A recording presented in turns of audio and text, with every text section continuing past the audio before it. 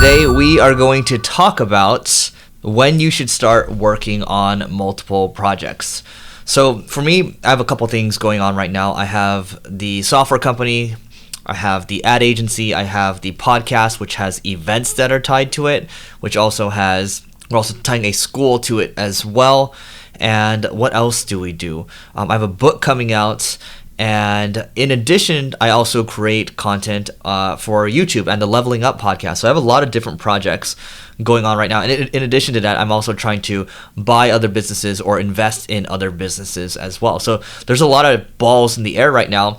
And for me, I am the type of person that likes to start things, and I then like to have someone else run it. I like to start things and I like to move on to the next thing, and then from time to time I'll come back and I'll assist where I can with the other areas as long as my input is valued and people want to hear my input. The question then is, at what point do you decide, hey, I'm going to start all these other things? Because I think for a lot of people, it can lead to the lack of focus that you have can lead to destruction.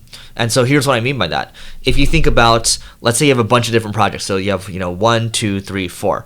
And so all of them, the way they rise, because you have to split the attention, they rise slower. If you focused on one, it would go a lot faster because all your energy would go into that. But if you're at 1, 2, 3, 4, 5, it goes a little slower. So it's going to take you longer to get to where you want to go. And the question is, do you want to do that? And then the other analogy I have is, I always say success is like a sphere. I forgot where I get it from, but you start in the middle of the sphere and success is on all the edges of it. And all you need to do is go up and reach one, and then you just hit the edge, and then you've hit success. But too often people are all over the place. They're never able to hit one of the edges, and therefore they're never able to achieve quote-unquote success. Here's an anecdote that might be helpful for you. So Jeff Bezos, Amazon, reportedly he's the richest person in the world, at least according to Forbes. We don't really know who the richest person in the world is, but due to public information, he is the richest person in the world. Okay. He's the richest person in the world. Amazon, back in the dot-com bust, around 2000, 2001 or so, Amazon was struggling. Their stock price, I believe it dropped from close to $100 to, I think it was like $5 or $6 or so. So something around that range. But they were in firefighting mode. So they had a lot of damage to repair, and they had to, keep the business afloat. And at the time, Amazon was not the giant that it is today. It was seen as a laughing stock by a lot of investors. People saying, oh, this company's never going to be profitable, blah, blah, blah. Which is very short-term thinking. What ended up happening was, Amazon at the time was very focused on books. It started out as a books business, like selling books online. And that was still their main revenue driver. And at the time, this was right after the dot-com bust, so imagine everything got hit. And then at the same time, Jeff Bezos is trying to start this new thing called the Kindle. Okay, the book reader. And he's also trying to start AWS, which is Amazon Web Services, which is a multi-billion-dollar business line now. Kindle makes a lot of money as well, and then it helps in terms of distribution too for other people if they want to get their books out there. And it's a good business. If you think about it, at the time, Amazon they're trying to save the business. This is after they got hit by the dot-com bust. Everyone got hit by it. And you have the CEO on the side trying to start these other lines of businesses that are unproven. So imagine if you're working on his executive team, you're probably going to push back and say, hey, look, we should probably focus on books. And so, but he decided, no, we're customer obsessed and we got to think about the long term. We got to try these other things too. And so that's the argument to start multiple things. But keep in mind, Jeff Bezos was the CEO, so he gets to call the shots. And the other thing I'll say is, with Jeff Bezos, guess what? They're already a publicly traded company. Maybe he saw something other people didn't see, but he had a solid business line already. So the key takeaway here is, if you want to start multiple projects, ideally you're the one that calls the shots, but B, more importantly, you already have one established business line. All right. So what does established mean? I don't know. What does it mean to you? It just depends on what you're aiming for.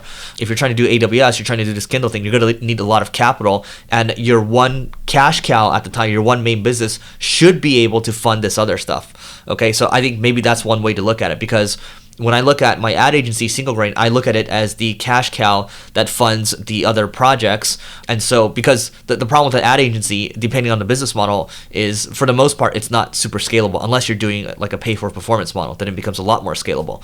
Now, if that's the case, if it's not super scalable, what you do is you can go reinvest into other stuff. You can reinvest into R&D. You can reinvest into your people, whether it's giving people raises, bonuses, things like that, or you can hire more people. So what do you want to do? It's your decision. You're the CEO. You call the shots if you are the CEO.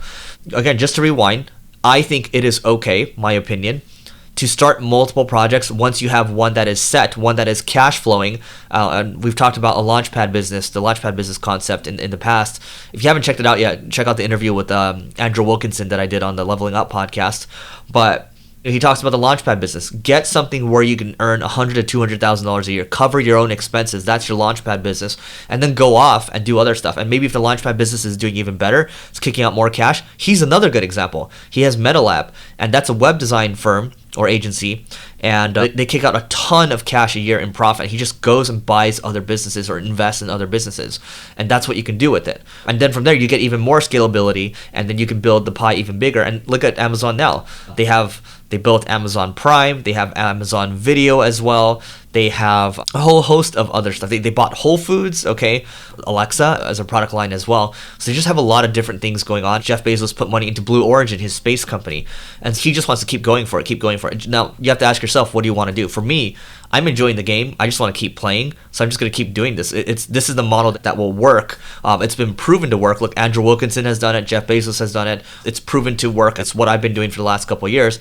And you just ask yourself, like, what is your ultimate goal? What's your ultimate vision? And I think at a certain point, yes, you do have to have multiple projects, but establish one first. Okay, get something going, cover your own expenses. If it kicks out even more cash than that, great. And then just go build other stuff. And that's the framework you need to build, to build whatever you want to build for the long term. So let me know what you think in the comments. Do you disagree? Do you agree? And if you're coming from the podcast world, please rate, review, and subscribe. It helps us grow. And you know what? We'll see you tomorrow.